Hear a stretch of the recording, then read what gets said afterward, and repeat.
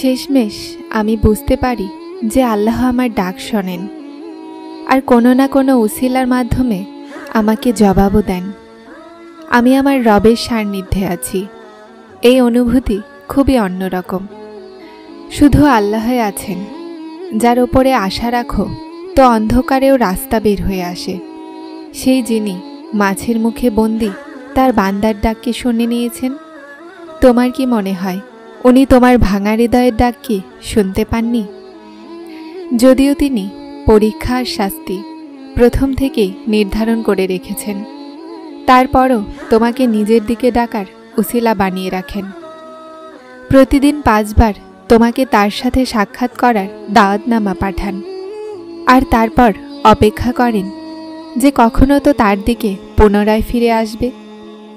সিজদা করার সময়ই চিন্তা করো যে তোমার চেয়ে বেশি গুনাহগার কেউ নেই, আর আল্লাহর থেকে বড় মেহেরবান কেউ নেই।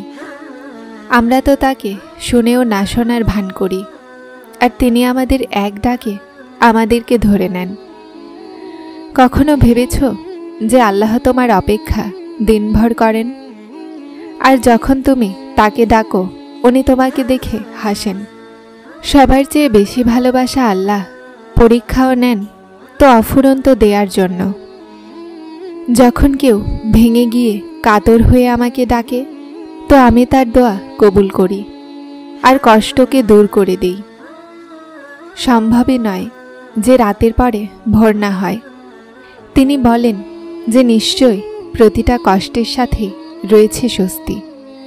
আর তারপর আমি একটা আয়াত পেয়ে গেলাম, নিজের রবের রহমত হতে হতাশ তো বিপদগামীরাই হয়। অশ্রু সেই নীরব দোয়া যা শুধুমাত্র রবই শুনতে পারে। অশান্তি বেড়ে যায় তো ইবাদতের সময় বাড়িয়ে দাও আর আল্লাহর সাথে কথা বলো, আর তোমার দুঃখের প্রতিষেধক তার কাছেই চাও। উনিই রহিম, উনিই করিম। যখন তুমি তোমার রবের সম্মুখীন হও তো তোমার রব বলেন, চাও যা পেতে চাও, আমি শুনব। আল্লাহ তো নিকটে থাকেন, খুব নিকটে। প্রতিটা মুহূর্তে, প্রতিটা সময়ে উনি আমাদেরকে কখনোই ছাড়েন না। আমাদের হাজার নফরমানির সত্ত্বেও উনি আমাদেরকে ধরে নেন। কি হয়েছে, চিন্তিত আছো? আল্লাহর ওপরে বিশ্বাস নেই কি? উনি তো কোরআনে পাকে সোজাসাপটা বলে দিয়েছেন যে কষ্টের পরে রয়েছে স্বস্তি। তাহলে তুমি কেন হতাশ হয়ে গেলে তার রহমত হতে? যখন এই দুনিয়া সাময়িক, যেখানে থেকে এই চিন্তা পেয়েছ, তাহলে বিশ্বাস রাখো এই চিন্তাও এখানেই শেষ হয়ে যাবে। শুধুমাত্র আল্লাহ তোমার সবর পরীক্ষা করছেন। তাহলে তুমি হাল ছেড়ো না। শান্তি দেনেওয়ালা যখন আল্লাহ, তো পাওয়া সমস্ত জখম মূল্যহীন। আর তুমি হাল ছেড়ো না, আর দুঃখ করো না। ভালোবাসা সমস্ত কেড়ে নিয়ে তিনি তোমাকে পরীক্ষা করছেন। কেউ তোমার হতে পারল না, তখনই তিনি তোমাকে আপন বানাচ্ছেন। কথা শান্তিতে এসে যদি থেমে যায়, তাহলে তাহাজ্জুদ বিনা কারণে তো নয়। অন্তর না ঘুমায়, তাহলে জেনে নাও উনি তার নিকটে ডাকছেন তোমাকে। তোমার সব চাওয়ারই মুখাপেক্ষী তার এক কোণের। নিরুপায় তোমাকে করে তিনি এটাই বলছেন তোমাকে। সেই উদ্দেশ্যগুলো তো তোমার নিকটে থাকে। উনি কিভাবে খুশি রাখতে পারে যে কাঁদাচ্ছে তোমাকে? উনি বলেন, আমার সাথে পরিচয় হওয়া প্রতিটা রাস্তা খোলা আছে তোমার জন্য। তুমি চলতে তৈরি হও না, না হলে তিনি তো রাস্তা দেখাচ্ছেন তোমাকে।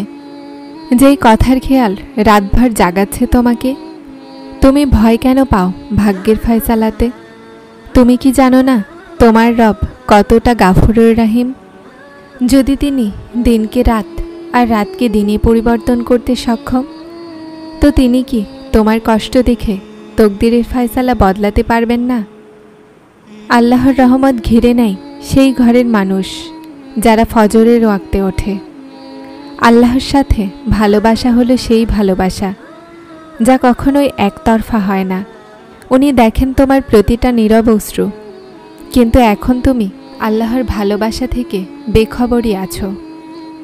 কষ্টে ভরা রাতে যখন তুমি আল্লাহকে মনে করেছিলে, সেই গড়িয়ে পড়া অশ্রুতে যখন তুমি হাসতে শিখেছিলে, সেই দীর্ঘশ্বাস যার জন্য তুমি কোথায় কোথায় কোন কোন মোড় পর্যন্ত গিয়েছিলে, আর যখন সেই ওয়াক্তে তুমি প্রতিটা মুহূর্তে সহ্য করেছিলে, সেই সব কিছু আল্লাহ জানেন।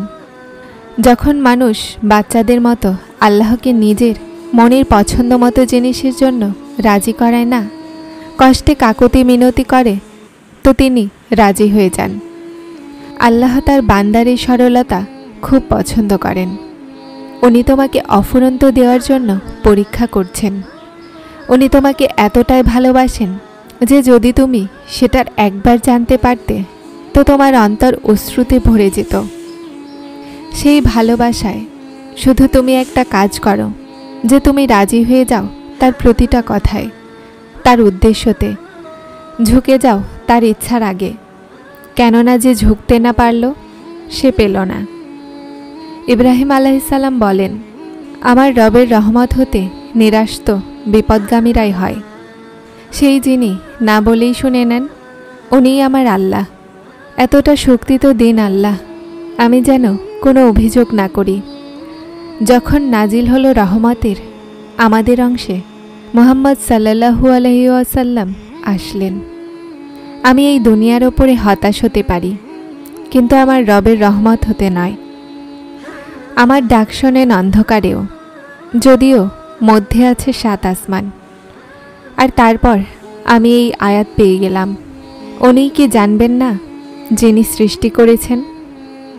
গাছ এক এক করে তার সমস্ত পাতা হারিয়ে ফেলে, সেই গাছ বসন্তের আশা কখনোই ছাড়ে না। তুমিও রাব্বুল আলামিনের রহমতের আশা ছেড়ো না। উনি তোমার সমস্ত দুঃখ সম্পর্কে অবগত। তুমি একবার তার সামনে তো আসো। ইবাদতের চেয়েও বেশি তার কাছে বিশ্বাস প্রিয়। উনি ঢেকে নেন সেই জখমকে যেটা থেকে দুনিয়া কাপড় সরিয়ে দেয়। উনি সেটার ওপরে পর্দা দিয়ে দেন। যখন তুমি নিজেকেও মাফ করতে পারো না, তিনি তখনও তোমাকে মাফ করে দেন। আল্লাহ বলেন, আমার রহমত হতে নিরাশ হয়ো না।